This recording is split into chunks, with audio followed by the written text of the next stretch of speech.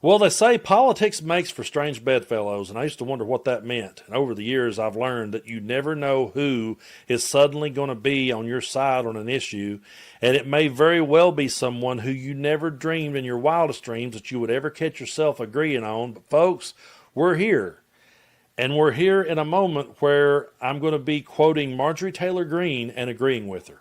That is how whacked out that 2025 is. If you thought 2025 was crazy and off the rails, Tennessee Brando, the guy that wrote Bleach Blonde, Bad Built Butch Body, the guy who capitalized on that moment when Jasmine Crockett called her that and got like 10 million views on a song that I wrote, that guy a year later is sitting here about to read you a tweet where he agrees wholeheartedly with Marjorie Taylor Greene. Welcome to 2025 America. It is really fucked up here. If you'd have went back and told me when I was writing that song, hey, a year from now you're going to be agreeing with her, I'd have laughed in your face. But no, folks, here we are. And she has been posting some stuff over on X that I agree with, but also that should really raise some eyebrows and kind of raise some red flags, and people should be talking more about the fact that we have a congresswoman who's actually saying this out loud. And no, it's not actually anything bad like she usually puts out. This is something that we should be taking more seriously. But take a look at this. This was her post. I'm not suicidal, and I'm one of the happiest people you will meet. I have full faith in God and Jesus Christ as my Lord and Savior. As a sinner, I am only saved through His grace and mercy. With that said, if something happens to me, I ask you will find out which foreign government or powerful people would take heinous actions to stop the information from coming out. Not only about this issue, but because of the truth that I have been speaking. The people understand what I'm saying. Yeah, Marge, actually, we do understand what you're saying, and it's actually pretty disturbing what you're saying. But really what you're saying is that you one time supported a guy, and you probably still do in a lot of ways, but you supported a dude and helped the dude get elected that now you're really afraid to step out of line with. And we actually live in a world where a congresswoman has to say out loud, hey, the president is pressuring me to not have my name on the list of people voting to release the files. Because you got to think about it. They've got the 218th vote with Adelita Grijalva out of Arizona. So they got the votes now.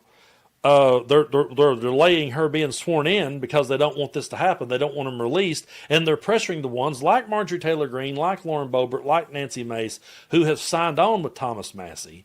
But it really speaks volumes that we have a congresswoman saying, I'm not suicidal, so if something happens to me, just know I didn't do this. And to tell you the truth, I don't think Marjorie Taylor Greene is suicidal. I don't agree with her, but I would never buy that story if that's the news that we got. I would never buy that she's that way, because I do believe she's hell-bent and determined to do the things that she wants to do. But now when she shared that, she was actually, that I just read you, she had actually retweeted something else.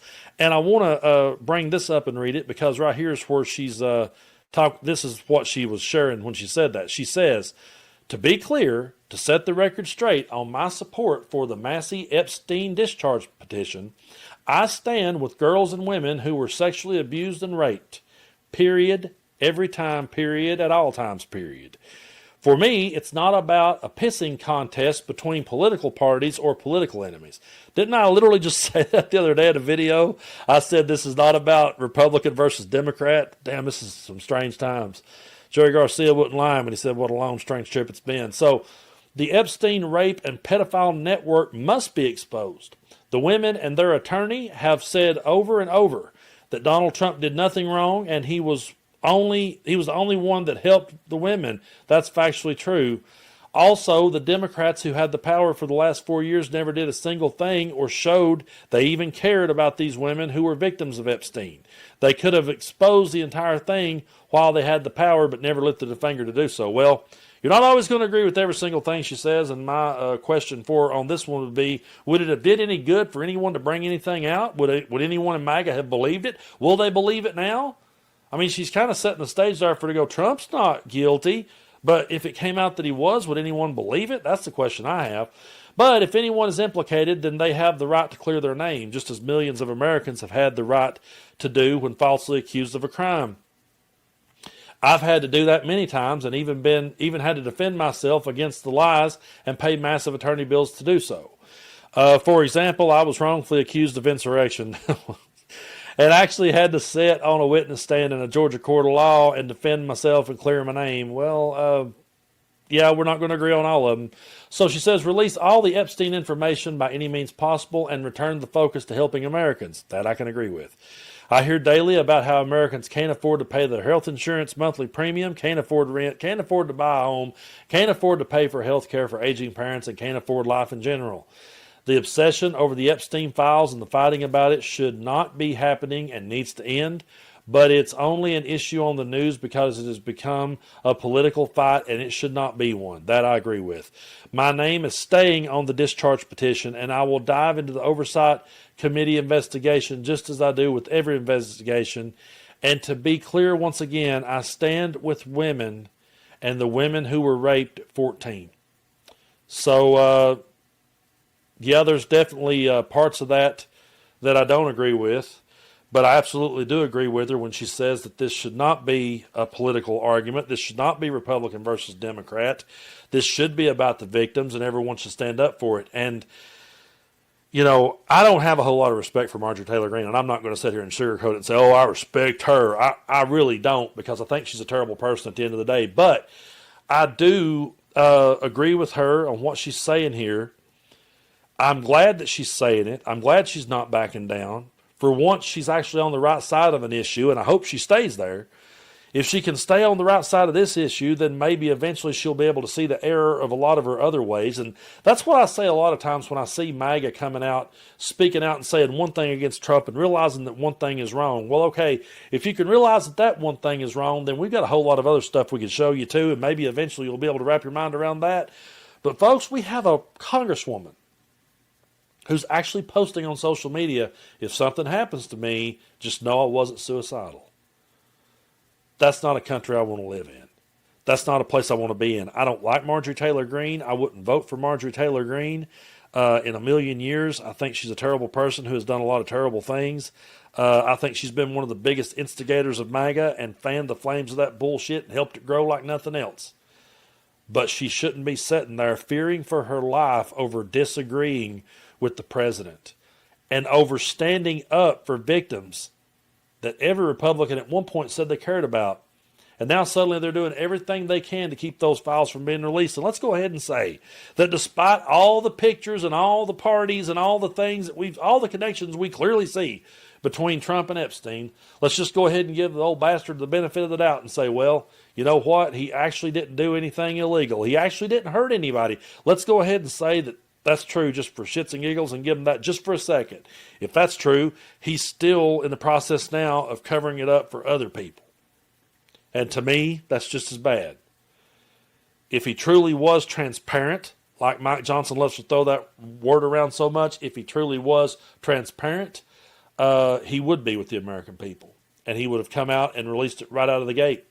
And if he was innocent and the people who he surrounded himself with was innocent, then he could have did it and had the big moment that he's been talking about this entire time. This entire time, he's been talking about draining the swamp. This entire time, he's been talking about exposing the deep state. This was his moment to do so. He's epically blown that now. There's no way he'll ever be able to actually do it now.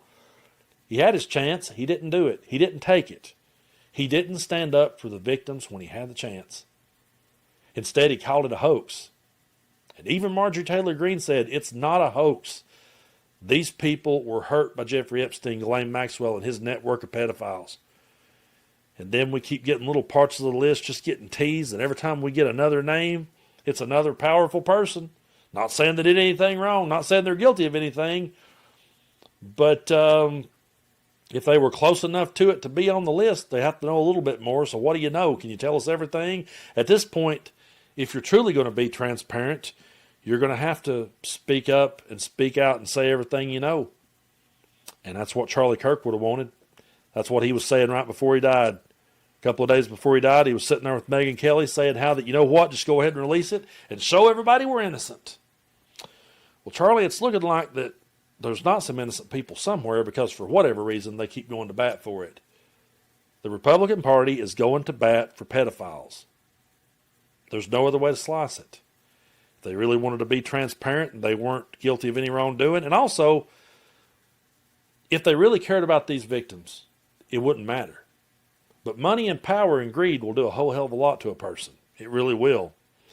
And if they continue to keep this held in and we never know the answer and we never learn anything and they all get away scot-free, then they help pedophiles to get away scot-free. And even if they themselves were innocent, they still helped people get away with it. So they can't never run on the whole drain the swamp, war against the deep state shit ever again. Because we've sat back and watched them become the deep state, plain and simple. Because if they really cared about the victims and they really cared about bringing powerful people to justice, it wouldn't matter. They would go for it. But there's a reason why there's not. We may never know that answer. But, yeah, for once, Tennessee Brando agreed with Marjorie Taylor Greene. That's how screwed up 2025 has truly been.